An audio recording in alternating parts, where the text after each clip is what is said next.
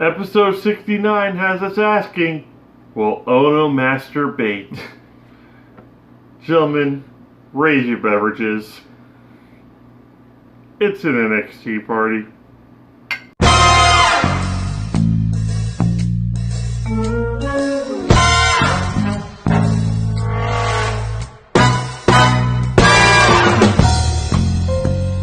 In Delaware, there are wrestling fans, even though it doesn't look like there's too much out here.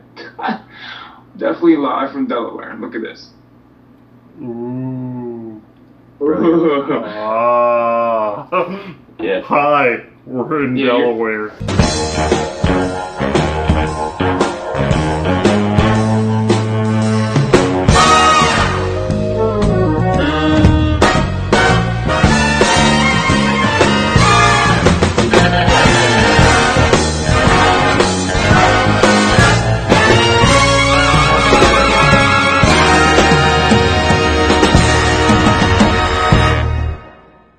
Hey guys, you can edit this out if you want to, but I want to go ahead and show you Dave Mastiff's biggest fan here.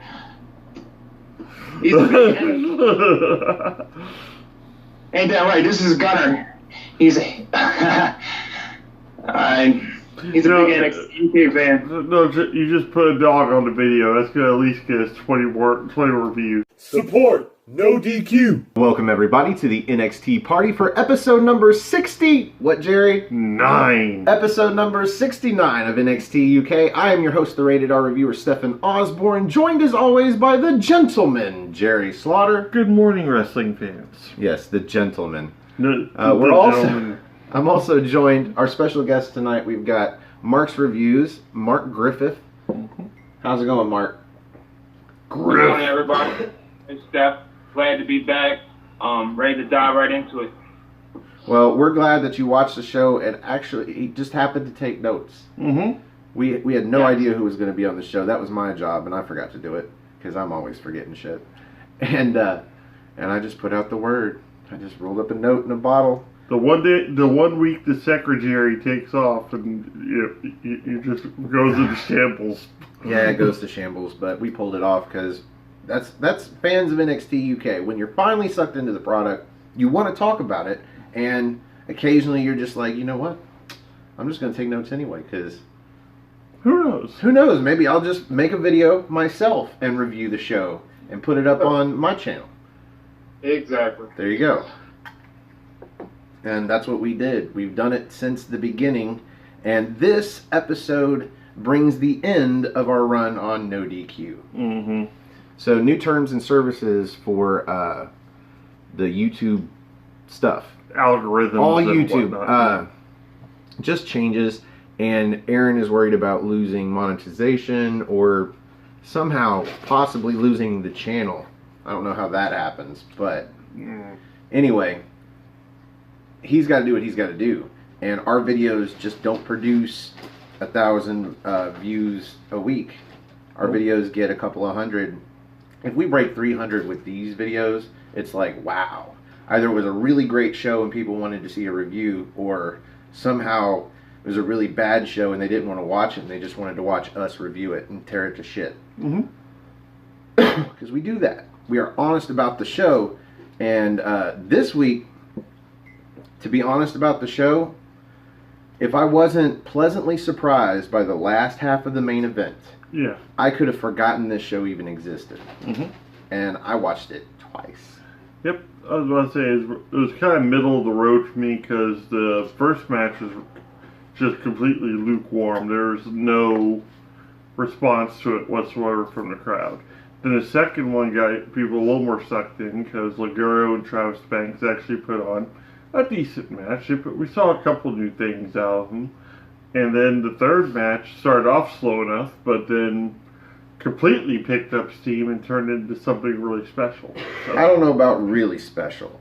Okay, something somewhat special. Based off of the first half of the show, I would say I was pleasantly surprised. But I don't know if I would call it special. Anyway, the show starts with Xia Brookside versus Kaylee Ray. This is, I believe, the second time? Yeah. that they've gone one-on-one. I know Kaylee Ray won. Yeah. But I don't know if they... I guess I'm thinking of the Battle Royal where they were in the ring at the same time. But one-on-one, yeah, this is their second match. And again, like, we knew Xia Brookside wasn't going to win the first time. We knew she wasn't going to win this time. Where is the drama here? You had me kind of thinking, though, because you're like, I'm gonna stay spoiler-free with this because I've already seen it. And I'm like, Xia Brookside's going to lose. Like, you don't know that. Well, at first, I guess you said the wrong name. And I was like, really? You think Xia Brookside's going to win? And I was like, or did you mean Kaylee Ray? And you're like, oh, yeah, that's right. Yeah, the other person. And I'm like, I'm still not going to tell you. Anybody but Xia Brookside's going to win that match. Xia Brookside. And she almost tipped her hat, because you mentioned when she came out, she didn't look like she was into this at all. No. She even did her airplane fly thing, and she just, I don't know, I think she looked into it just fine during the match. But maybe on the way down, she was like dead man walking, or dead woman walking. What did you think about this opening bout here, Mark? It was definitely a little lackluster. Not at any point in the match did I ever think that Brookside was going to at any point. And so there wasn't really much investment there at all. I mean, I did like how at the end of the match where she kicked Brookside out of the ring. I did love that spot. That was pretty cool. But just to get a little invested a little bit more, I try to put my shoes in Brookside's, my feet in Brookside's shoes. She was in an opening match on WWE with the NXT UK champion. So I knew she was going to bring it. She had to have a little bit of butterflies. I know she's done it before. She's not a rookie. But still, that is such a big spot to have. So I knew she was at least going to bring it. So overall, the reason why I even brought that up, to say this, is that the effort was there. There was, that's what I was noticing. She's a good worker, but, like, at no point did I think she was ever going to win. So I wasn't really invested other than watching her to see how she was going to perform in this big spot. Mm-hmm. So. Yeah, I wouldn't necessarily call it a big spot, honestly. When you've been built up properly for a match like this... This is the reason why I said, and I cut you off. I feel like it's a big spot just because compared to some of the other independent wrestlers, and, I mean, there's only a small percentage of wrestlers that perform at this level. Okay. And I think that opening spot, I think it's just kind of a big spot. Let me revise what I said. For Xia Brookside at this point, she's been on NXT UK, signed as a wrestler, even though she was a jobber for half of it, and kind of still is. She has been there for a year. She's been doing this for a year plus, probably. And, yeah, definitely. Yeah. And at some point, you got to say, this is no longer a big spot. This should just be you putting on a good match. And she put on a good, I'll give it that. They put on a good match, but a lot of that is Kaylee Ray just being a goddamn veteran. Yeah.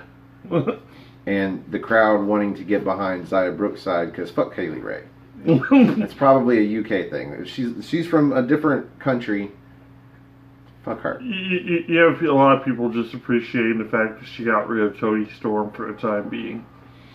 Yeah, she got some pops for that. Yeah. I've got two notes here. I've got the West Coast pop that we saw at Xia Brookside. I guess Kaylee Ray was going to powerbomb her, and she turned it into a West Coast pop. Yeah. That was cool. She executed that very well. Very fluid. But I've seen it before. Mm-hmm. And, well, it wasn't necessarily a West Coast pop because she didn't jump off the ropes for it. But anyway.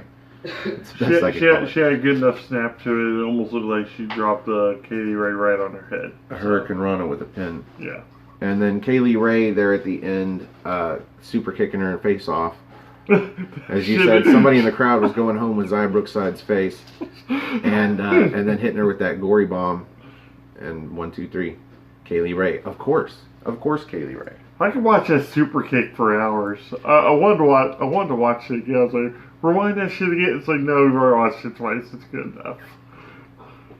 Not the best super kick I've seen, but the best one I've seen out of the NXT UK Women's Division. Oh yeah. In a year. And I don't know why. Everybody else does the super kick. Fucking everybody does the super kick. That was the highlight of that match for me. Was the point. Was the fact that super kick was just looked good. So, yeah, Kaylee Ray wins. And we get a video recap of Ilya Dragunov and his ongoing drama with Imperium, mostly Alexander Wolf. Yep. And it's just a video package. Well, it's an NXT video package, so it's cool looking. It's an NXT UK video package, so it was passable as an NXT video package. It was just passable. This one was... Oh, okay, it wasn't great. It was jolly good.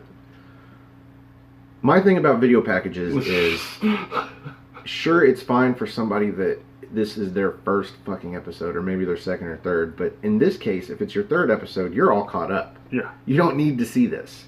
And it was not entertaining because it provided nothing new. Nothing at all. It was just video clips.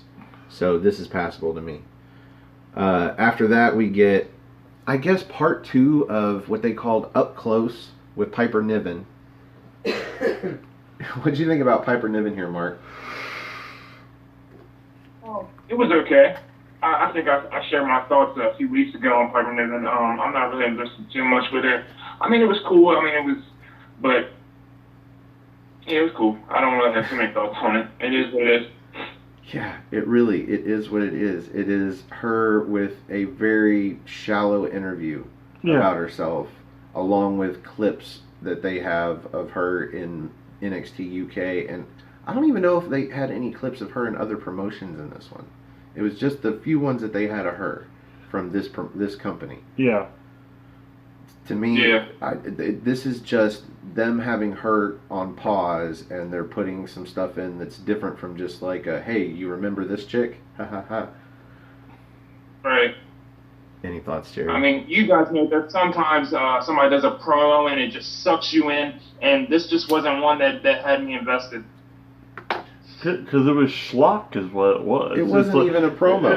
It was pretty much her saying people doubted me. People said I didn't have the heart or determination. I'm like, I doubt they said that to you. Really, you had the heart and determination. That they just didn't see the. I want to go ahead and say I won't be a dick about it, but the physical appeal. That the Divas division and everything had when she first started out. She did say she's proud of being a, how did she put it, a plus-size wrestler or something like that. I don't remember exactly what she said, but I'm willing to bet it was a PC term for it. She said she's proud of that, but at the same time, I'm like, she probably only has 2 kinds of people when it comes to responses when she tells them that her dream is to be a pro wrestler. Either the people that get it, that either currently watch the product, or they know people that do, or they get it. They understand that there's a career there. Well, I don't know if it's a career, but there's money to be had there if you can do it. And they're probably like, yeah, go for it, man. Mm-hmm. Or they're like, no, you're too fat. And I say this as a former fat person. I'm still kind of fat, but I say this with love. Like, I don't mind when people state the obvious. Yeah. And then you have the people that don't get it, and they're just like, okay. Or they're like, oh, that sounds stupid. Like, you can't fault a person for saying something like that sounds stupid if they don't get it. Mm-hmm. I really don't. I don't think it's anything about her as a person. They just don't understand that wrestling is a thing, really. So this to me, this whole thing falls on deaf ears. It was like 5 minutes just to fill 5 minutes. Yeah, and somehow we filled 5 minutes with it, but still, it is what it is. Pretty amazing. Match number 2 on a legit 3-match card. Not a fan. There's no in-ring promos either. Not a fan, but yeah. And it was an hour plus, this show. Mm-hmm. This fucking show here. Match number 2, Ligero versus Travis Banks. This is a rematch because the last match ended with both of them rolling this same move over and getting a double pinfall. Double win, double loss. However you want to look at it, no one won that match. Not even the crowd. Not even us. No.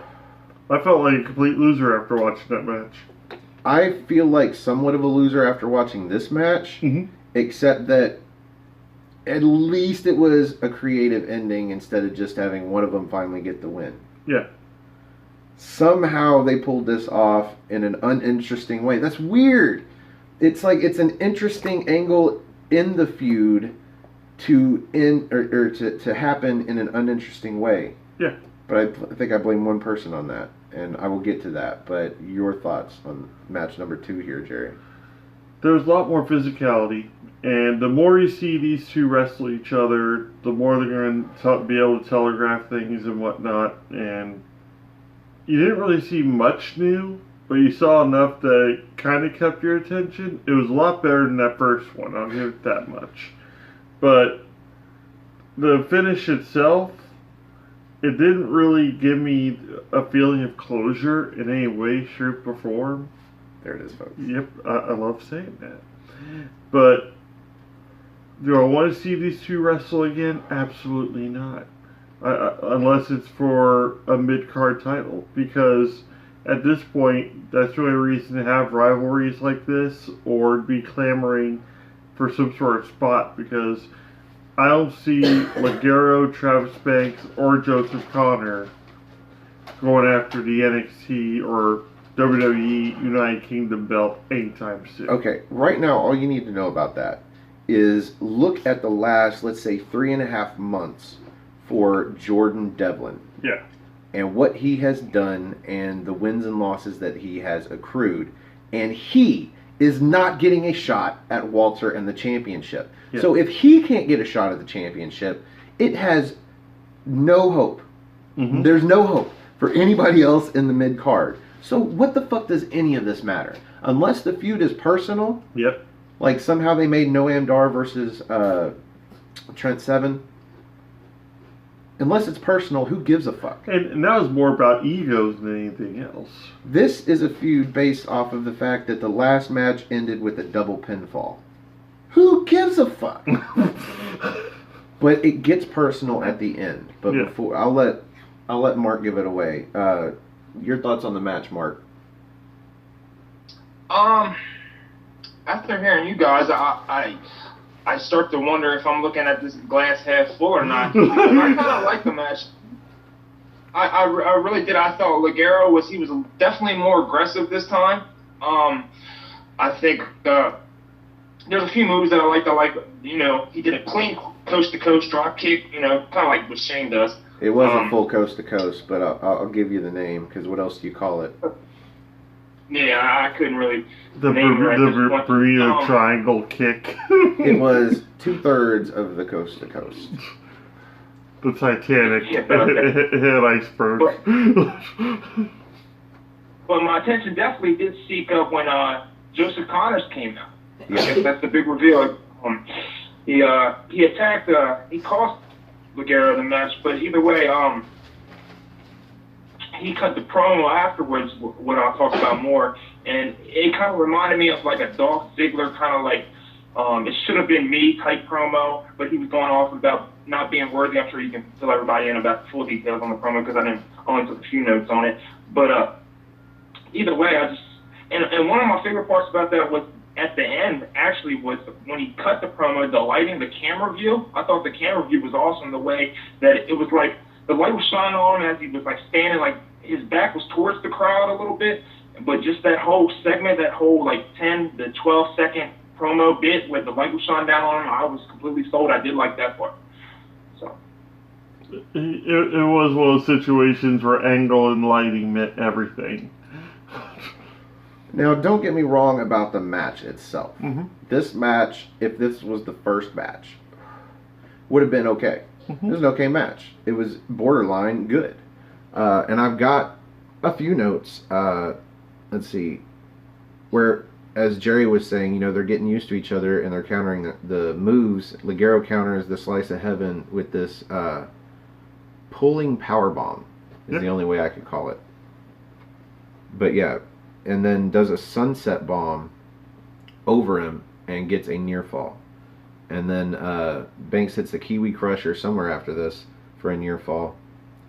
And so that's almost a finishing move for him. He has finished matches with that move. Yeah. Well, that's for the longest time low-key's like finisher, so it's a good move. Ligero hits a superplex where they're both down for a while. Banks hits a fisherman suplex on the apron and then tries to go after Ligero, who counters with a back elbow and then does a C4L off of the ring steps onto the outside. Banks just does not have luck with ring steps. Well, he throws Travis Banks back in the ring, and before he can get back in the ring, Joseph Connors comes out while the ref is, I guess, distracted by Travis Banks, who has just rolled almost lifeless after getting his head drilled into the mat outside. Right after that follows, and now Travis Banks is out for another 3 months. What I like about this venue, finally, there's something I like about this very small-ass venue, is that when Joseph Connors came out, there was no time for the crowd to react and tip off the fact that he was coming out. In fact, I'm pretty sure they had the camera pointed at the stage at an angle, and you immediately saw him come out from behind the stage, but dude was right there. Ligero was right there because the stage to the ring is like 12 feet, you know? Runs him into the ring post, throws him in the ring. I guess Travis Banks didn't see any of this, and he hits the slice of heaven. 1, 2, 3. Travis Banks gets a win, but again, who cares? And then there was no title implications. There was no number one spot. There was no nothing. No nothing. Just a double pinfall, and so now we got to see it again. And 1, 2, 3, and then Joseph Connors gets the aftermatch beat down on Travis Banks, who won the match, and then gets on the mic and basically cuts the Dolph Ziggler promo as the Griff said. But that last line, though. Oh yeah, I think I wrote down the last line here. Yep. As long as I continue to suffer, everyone is going to suffer along with me. What was really cool about it, I think, though, is when he actually did that, and I was saying I was just, repeating what he said more or less. Lighting and angle means everything. He had that the red light coming up from the stage at that point. It kind of gave off like Star Wars, Anakin turning evil kind of vibe, where it's like he's like, if I'm going to suffer, everyone else is going to suffer with me. It's like I just want Duel of the Fates to start playing all of a sudden. I think it's commentary on society. Yep. Everybody's like, if I got to suffer, everybody else has got to suffer with me, as opposed to the people that aren't suffering being like, since I'm so happy, everybody else should be happy. Odd. Anyway, I like the last line. I like the idea of where he's going here. He's just going to come out and fuck with people because if, he can't get anywhere, why should anybody else? It's almost the mid-card plight. Yeah. He is kind of the poster boy of there should be a European Championship. He's like this angle of it, whereas Jordan Devlin is the other angle. He's the successful guy that should be getting the title. Joseph Connors is like the guy that failed the first time and continued to fail for a while, but then, picked himself up by the bootstraps and fucking won a bunch of matches, but there's still nowhere to go. So if he's going to suffer, everybody else gets to, like... But my argument is, this match was already in the wind. You know what I'm saying? Like, this match already didn't matter. We know this. Yeah. So, whatever. It's better than nothing, I guess, folks. I hate to be the Debbie Downer. After this, we get a video promo for the debuting Ridge Holland. He's white. Yeah, we get to see his face. And he doesn't look like he's going to be the kind of dark character we were hoping for. But it's something different, I think. He kind of gives off that menacing guy at a pub kind of vibe. The one that probably sits there and drinks out of a mug the entire day till nightfall, then he just goes and fucks people up. To me, it looks like if Britain's got gangs, like if England's got gangs, this would be a member of a 21st century English gang. Yeah. Just carrying his own billy club. Like, it looks like homemade too. Like, sure, okay. Let's see what he can do in the ring. And I think that's gonna be his answer to Finley Shillelagh. I think it's gonna get used a lot in the matches. Who do you think he faces next week, Mark, in his debut? Maybe Jordan Devlin would be a good matchup, but I don't think they're gonna put him in there with him just yet. But it wouldn't surprise me if they did it like that. For his first match, no. You don't think so? I think they're actually going to push this guy to be, a winner. So chances are they'll put him against Ashton Smith. I'm not thinking Ashton Smith. I'm thinking the guy that he tagged with a couple of weeks ago. Oh, that Oliver Carter guy? Yes. They're going to put him in the ring with Oliver Carter. Boom. Yep. And then maybe, I think... he is going to use that shillelagh somewhere at the end of the match. Not shillelagh, club. That club, that Billy Club, and he is going to get the heel victory in the match. Easy. There's something to be said for predictability. Because they're even if that is exactly what happens, and I'm like, see, told you so. Yeah. Like, there's something satisfying about a satisfying ending. And there's something satisfying about a surprising ending. But if everything's surprising and nothing's predictable, like it's always something, the thing that you least expect, or if it's the head side of the coin when you pick tails, like, if everything's unpredictable, then it starts to become predictable. You're like, well, it's either this outcome or this outcome, and this is least likely, so this is probably the one they're going to go with. NXT UK, come for wrestling, stay for paradoxes. Yeah, and be comfortable. Be comfortable with the predictability of the stuff that doesn't matter, and the unpredictability. Kind of like, just it was bland last week with this match, but somehow they did something that was a good idea, but blandly executed with Connors and Ligero and Travis Banks. So, yep. I don't know. Anyway, we get a video recap of William Regal. He visited England, I guess, a couple of days ago. Yeah, just a performance there, probably while they were filming Raw and SmackDown. I'm like, well, he is English. Maybe he's not visiting. Maybe he's just home for the holidays. Whatever holiday that might be. Anyway, who knows them English holidays? You guys and your wacky holidays. So he's standing there talking to Johnny Saint and Sid Scala, and I guess answering the cameraman's question or something like that. Yeah, he's like, what brings you here? And then he was about to answer the question. Then Alexander Wolf politely... Well, no, he said he was there to visit his mentor, Johnny Saint, and Sid Scala, of course, who just, comes with the package, and maybe poach one of their talent. Mm-hmm. I like that line, because he says it so almost flippantly, jokingly, like, ah ha ha, but maybe this comes back later and we're like, hey, he was there to poach some more talent. Because he has been poaching a lot of talent.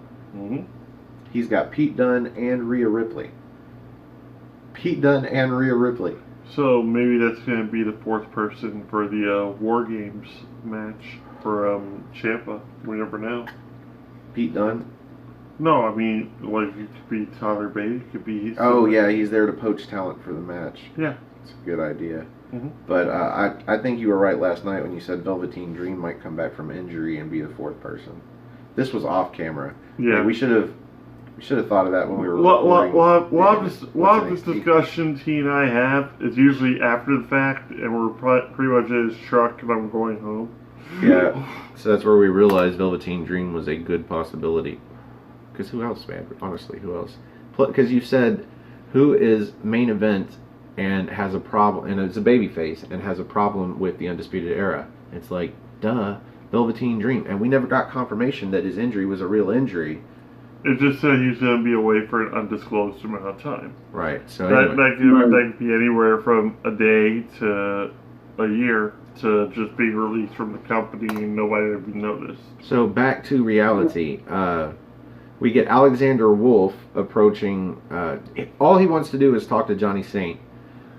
I love this. I love great. This. So he tells Saint that he wants a favor. Like he's requesting, not demanding. He's requesting a match with Ilya Dragunov. He is very, very polite about it. Yeah, son of a bitch.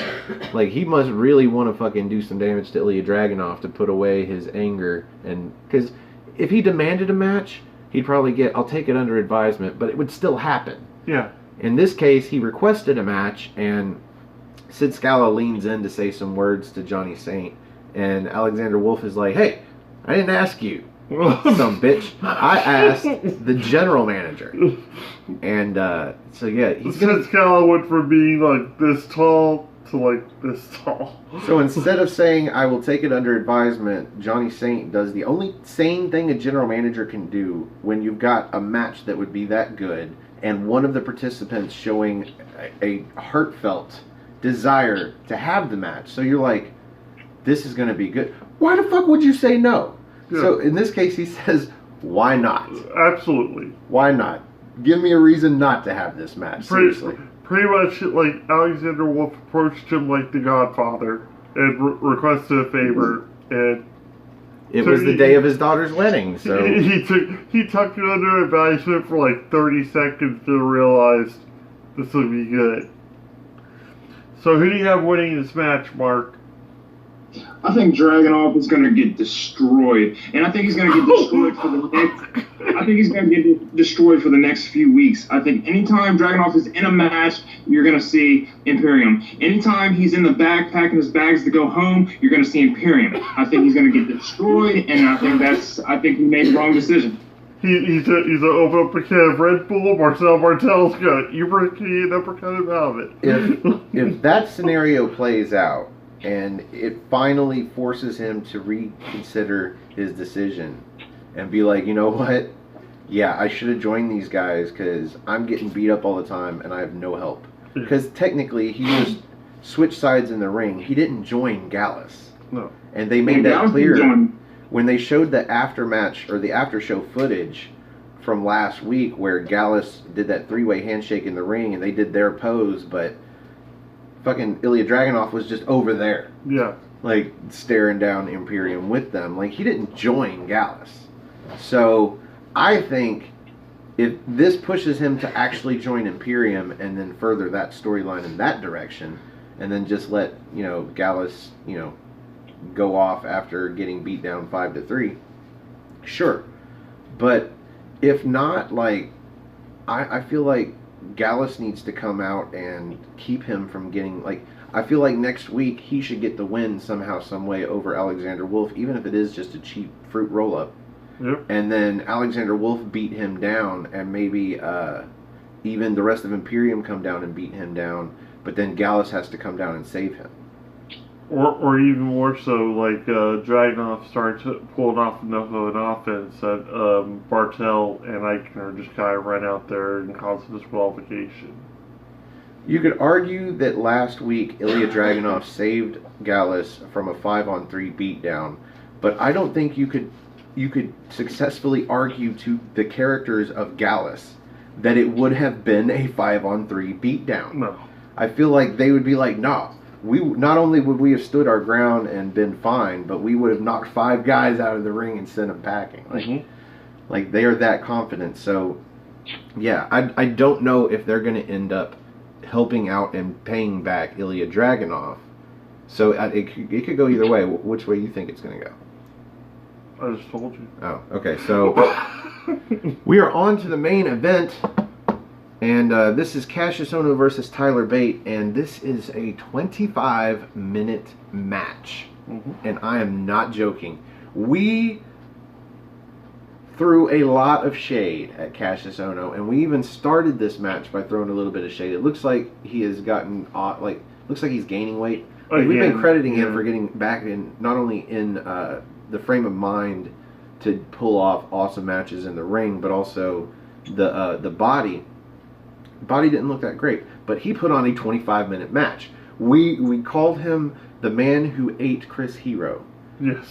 And he went from having 7-minute meh matches in NXT to having a 25-minute main event with Tyler Bate that by the end left me pleasantly surprised. Yep.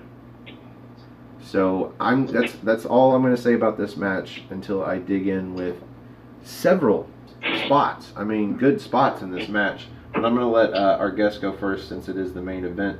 Mark, what are your notes here? Okay, first, before I even say that, I'll wait. Right now, name a wrestler, a professional pro wrestler that is better than Tyler Bate right now. I feel like he's definitely top 5 in the world right now. I don't know what your guys' opinion is, but I feel like he doesn't get the credit he deserves, and I just think he's definitely top 5, if not the best in the world right now. But either way, you guys can address that when it's time. But again, back to my view on the opening match, it is the same for this match. At no point did I ever think Cassius Ohno was going to go over at any point. I thought it was a good match. There was a few spots that kind of surprised me, especially when, I mean, you'll get into it when Ono was climbing up for the moonsault. I felt like saying, "Get down from there! What are you doing?" Like, I've never seen him climb up there, and then it's just what it ended up. I think he ended up missing. He missed. Like, I don't know. I mean, it was a good spot, but overall it was a good match. But I wasn't really invested because I knew the outcome. Just like the first match, I knew the outcome. I wasn't really invested. At no point, at any point, did I ever feel that Cassius was going over, and he didn't.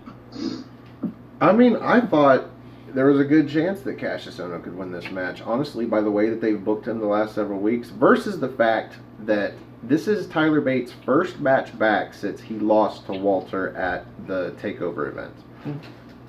Like, I feel like that's big. Like, his momentum is stalled out at TakeOver Cardiff and has not picked up at all since then. Like, he's had matches on NXT. Yep, against Cameron Grimes. But what does that matter, honestly? It did. Well, see, that's another thing I didn't understand. You lose to A-Kid and you're bumped up with a program with Tyler Bate. What's going on here? Like, he just lost.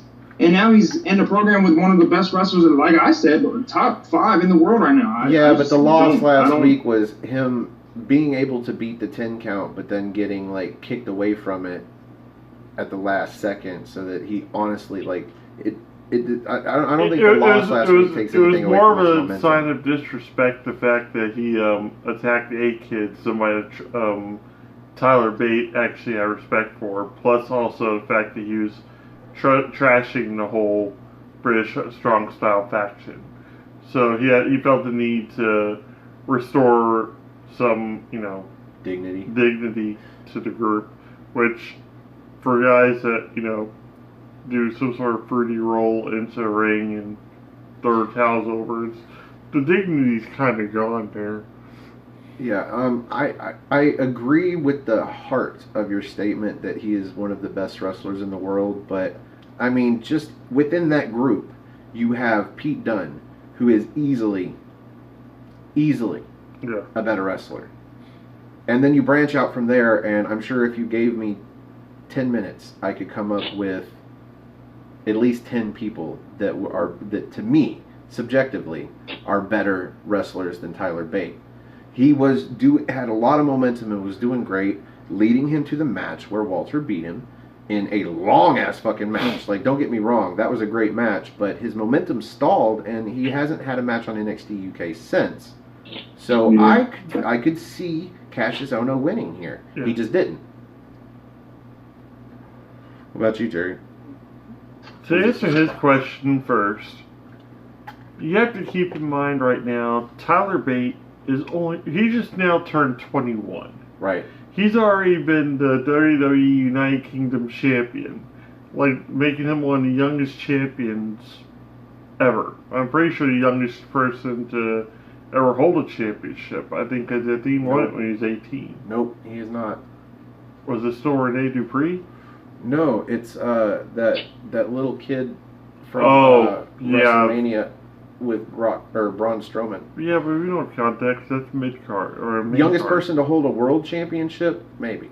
Yeah. In this case, it's not world; it's just UK. But in that vein, in that specific spot, it is the world championship. It's the heavyweight champ. Okay. Yeah. Anyway. But even then, at this point, if I were to say if there's anybody better than Tyler Bate or even remotely close to it, like, at least in the NXT universe, it's really left Matt Riddle. I think Matt Riddle versus Tyler Bate would have to happen for me to make that just decision. Because you have two very similar styles, and I think it'd be a hell of a match. But this match started off slow, naturally, with the whole British, chain wrestling and whatnot. That's why I grabbed my coffee. Yeah, he missed a lot of this. I missed a lot of the chain wrestling. And then I came back out in time to start seeing a lot of the strikes being thrown. And, no, it's cool. It happens.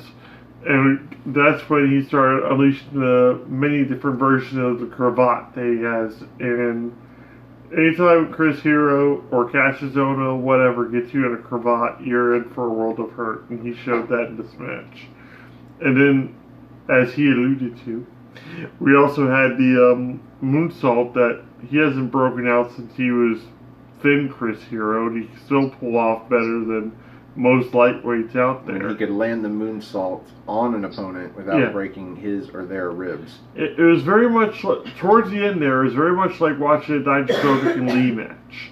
Because it was more about strength and fortitude and just stamina than anything else by the end of it. And Bate just caught him at a good point, and he actually got the pinfall on him, but I could see it really going either way. And that would have been really interesting for Ohno to somehow pull off the victory. Because Bate could stand to lose, and Ohno could stand to win. So, for Ohno to have won that match, it wouldn't have surprised me at all, especially with the ending. Yeah, my first note as it happens is that cravat, that Cassius clutch. He takes that up, like picks up Tyler Bate with it into a cradle and drops him with a clutch bomb. Yeah. Like, that was awesome. I've never seen that before. I mean, I'm sure he's done that before, but, you know, I watch WWE products. There you go. He blocks a Tyler driver with this backdrop that just overspins Tyler Bate, and he lands hard on his left shoulder and the side of his head. Just whap! Oh, man. To the point where he's actually checking his ears to make sure. No, that was during the kicks and punches in the corner. He had to check his hearing on both sides. Well, he swung into that fall so fast, and he was not able to protect himself at all, and it just looked terrible. To the point to where commentators basically broke kayfabe talking about it. Yeah. Explaining what the fuck you just saw. You just saw him not being able to catch himself because there was too much centrifugal force. Yeah, there's too much velocity in the other fancy words. In the trebuchet move that he did there. Yes. Fancy words. Yes, long words. Let's see. Ohno hits a lot of boots to Tyler Bates' face. He hits a cyclone boot, which I thought was just reserved for Dominik Dijakovic, but I guess in this world he can steal it. And it's a very strong style maneuver. It's pretty much like the clothesline for people lately is a good discus boot. Well, he only gets a near fall off of that, so I will allow it. Well, then again, I think Dominik Dijakovic only gets near falls off. No, wasn't there that match where he got an insta finisher off of that? Yeah. And, okay, so anyway, after that, we had a cool spot where Ohno went to do the bop and bang to Tyler Bate, and he does the bop, but Tyler gets the bang, and he actually gets a near fall off of that. I was like, and they made it sound like him having to crawl into the near fall was what kept it from being a 3 count, and I'm like, has a punch like that ever really gotten a 3 count? Come on, man. So anyway, this is where Chris Hero, the extra 100-pound Chris Hero, goes up top and does the moonsault. And I think this is one of those where it's like the Kurt Angle thing, where when Kurt Angle goes to do a moonsault, he never lands it. But he's not supposed so awesome. I think he talked about it in an interview one time where, I can't remember who it was. One person talked him into doing that move and actually landing it, being like, oh, it'd be like a surprise. Like, people don't expect you to land it. And he landed it, and it was either Angle or his opponent that cracked a rib. Hardcore Holly, he landed on his arm and broke his arm. There you go. See, he's like, yeah, there's a reason I'm not supposed to land it. You're supposed to roll out of the way to safety, sir. Anyway, I knew he wasn't going to land this moonsault. I'm like, no, this is not safe. And he doesn't. And Bate gets him up and bridges a deadlift German. He actually deadlift German suplexes Cassius Ohno, and he gets a near fall. And then Cassius Ohno blocks a suicida. I think this is the second time we saw a tope out of Tyler Bate. But he blocks it and just sends him to the ground. And then throws him back in the ring and immediately hits a rolling elbow to Tyler Bates' head. But he's in a kneeling position. Yep. And after the near fall, obviously Cassius didn't get the win. We talked about this. But after the near fall, commentary is explaining that, yeah, that's like Cassius Ohno's finishing move, but since Tyler Bate had a smaller distance to fall to the mat, that might have been what helped him not succumb to a 3. I think that would have actually hurt him more. Oh my God, Tom Phillips is killing me. Or was it Nigel? Somebody is just so ridiculous when it comes to this. They're both kind of Vic Josephing a lot. They need a heel commentator, personality guy or girl to just be like, what are you talking about? Mm-hmm. Just leave it alone. Oh, I feel like that's how I would be as a commentator. I would just overanalyze everything to the point to where people are like, oh man, just stop. Mm-hmm. Oh, that's probably what I'm doing now. Uh-huh. Look at all these spots. And the end of this match sees them go up top, and they're trading off to see who's going to get a top rope move here. And I'm like, nobody is, because Tyler Bate's got his feet on the inside, but Ono is climbing the ropes.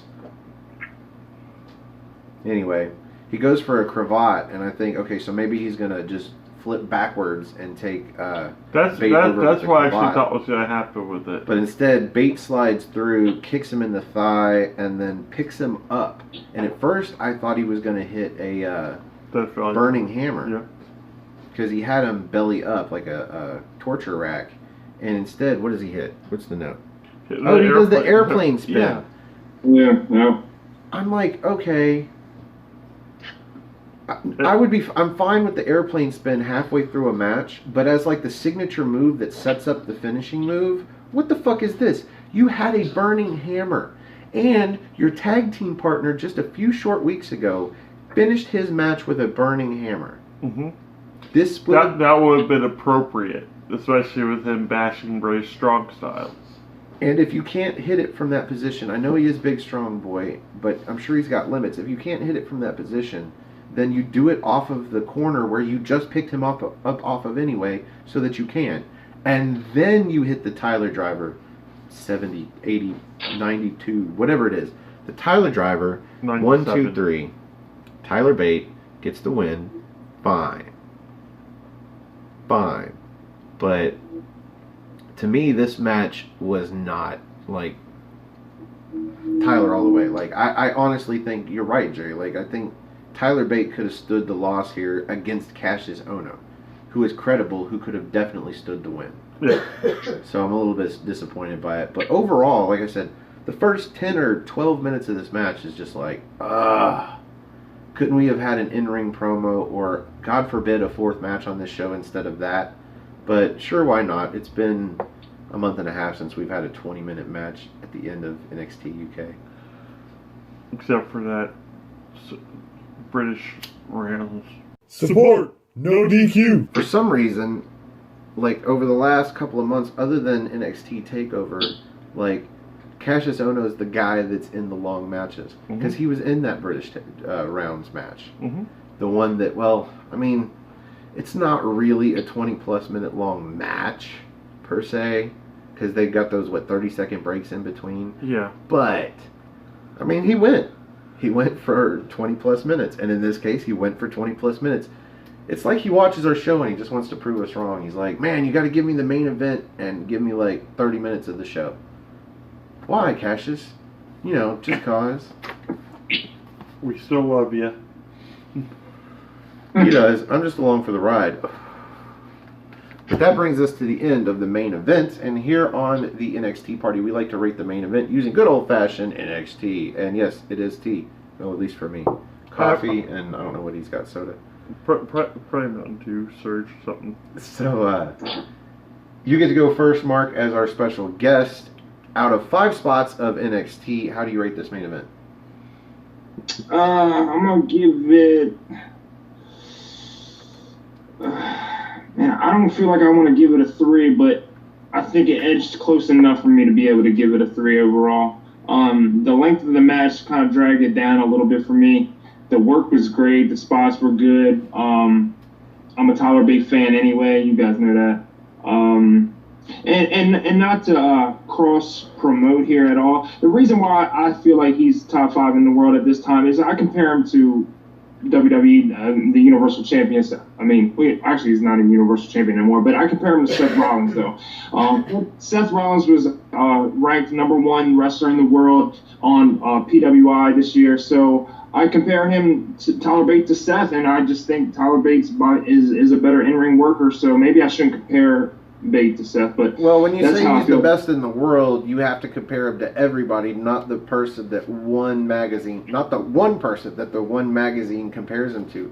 But even in that same vein, again, you would want to compare him to #2, #3, #4, #5, all the way down before you say he's the best in the world. I agree. I think Tyler Bate is slightly a better wrestler than what we've seen out of Seth Rollins, but again, it's subjective. Tyler Bate is the best wrestler in the world. It's all about opposition as well. It's like who you put in a ring against is the measure of like how great a wrestler you are. Not only how great you look performing moves or anything, or also how great you put the other person over. And with Tyler Bate, right. He didn't have to make Cassius Ohno look credible in this match. Cassius Ohno did that on his own, but if he needed to carry this match, like we got Cassius Ohno like maybe 7 months ago, he would have done that too, and he would have done a great job with it. So in that vein, yeah, I'm going to use your term. He easily ranks top 5 with me in the world right now.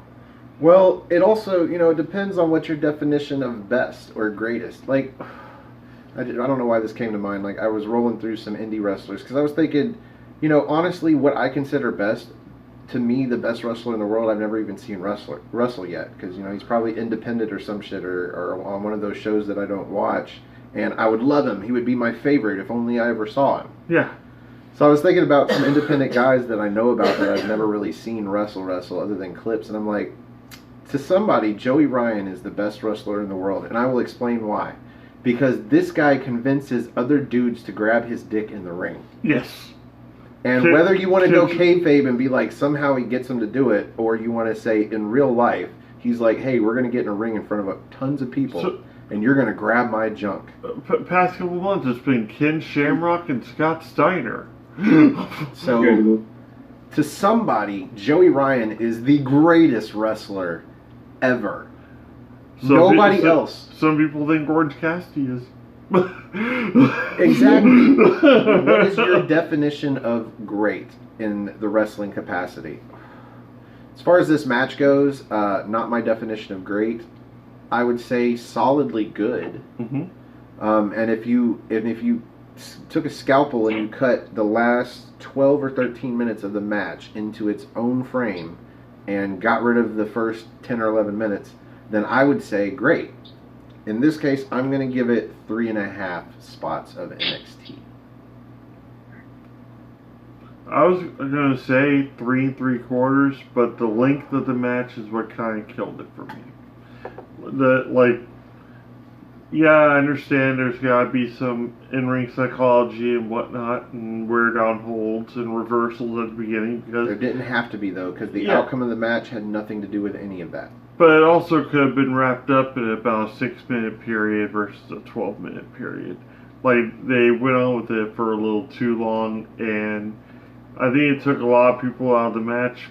And if they had if they had shrunk it down to maybe a 14-15-minute match, it would have been perfect, I think. Like, enough wear down holds and enough reversals at the beginning, and then, launches into a barrage that we saw at the end there, it would have been perfect. But the length of the match and the fact that I think Cassius should have won. I really do. Tyler Bate could have stand to lose the match, not lost any credibility whatsoever in the match. And it would have been a nice surprise for people in Brentwood who had to sit, and watch Kaylee Ray versus Zaya Brookside and Joseph Connor first. Or the whole Joseph Connor thing. And it all felt kind of cheap. And then at the end there, with Cassius Ohno eating the loss on it, I don't know. It just didn't feel right.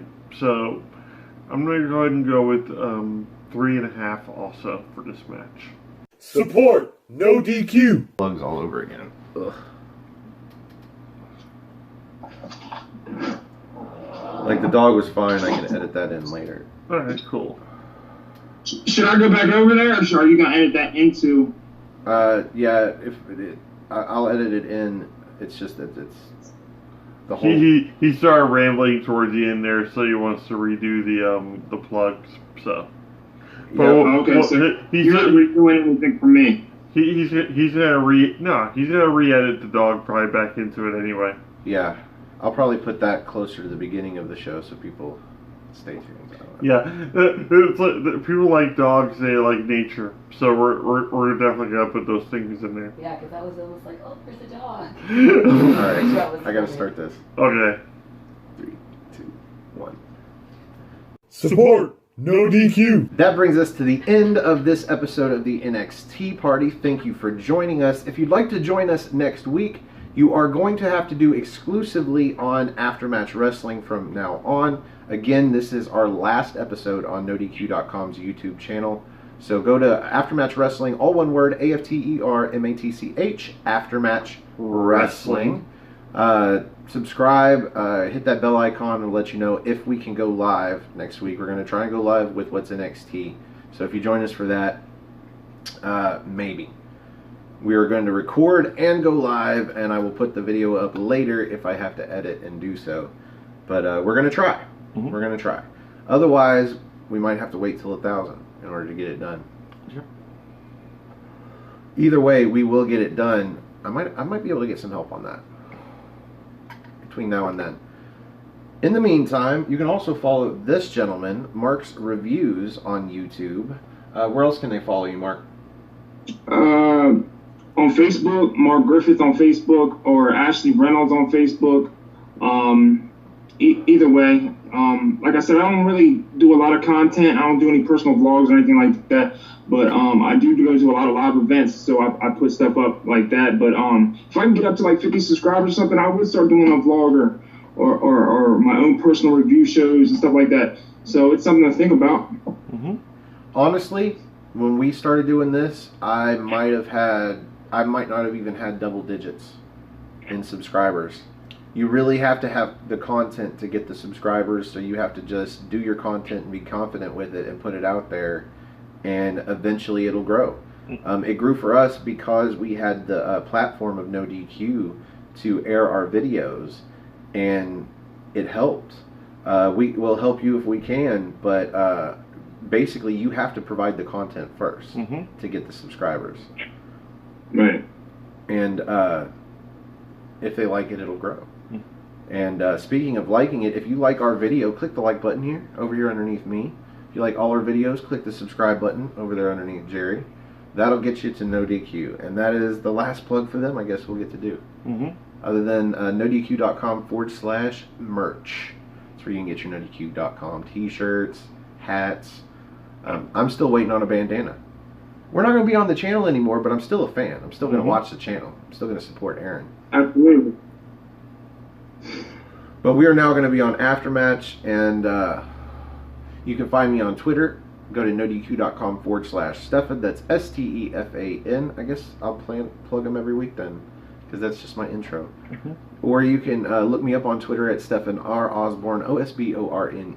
As always, the R stands for restricted. You can also find the gentleman on Twitter at gentleman_JSJ, and also my Facebook group Armbar, all capital ARMBAR, exclamation point. That's something that's never going to change right there. Yep. I was thinking about turning into a question mark just because, but nah, you were Armbar before you were No DQ. Yep. Well, Armbar before you were Aftermatch before you were. I think it was maybe like a week. I think it was like a week prior I started Armbar. Then that next week you asked me if I wanted to like do a NXT podcast, and I was like, not really. It's like, I'll feed you. I think you can do one or two. Well, we got to over 100 subscribers by being on No DQ, and I think that's as far as we can grow. We're at like 132 now. Yeah. Now we're going to have to grow on our own. But that doesn't mean you guys can't watch the shows. You just have to watch them on our channel. And the easiest way to watch them every week is to subscribe, because then your device will notify you. With better picture quality and audio. Support No DQ. Other than that, you can find me on Instagram as well, at osborne.stefan. And you can share on Instagram and Facebook and Twitter our shows. If you just have 30 seconds to a minute after you get done watching this, just share it with your friends that might like wrestling or might like NXT UK. Maybe they'll like watching us bullshit about the show. Yep. So I think that is all the plugs. Is that all the plugs? It's a long plugs this time. Quite a lot of plugs. Yeah, but no questions because this isn't live. So, for the Griff, Mark Griffith, for the gentleman, Jerry Slaughter, I am still the Wizard of No DQ, Stefan Osborne. Thank you for having a spot of NXT with us, and we will see you NXT time.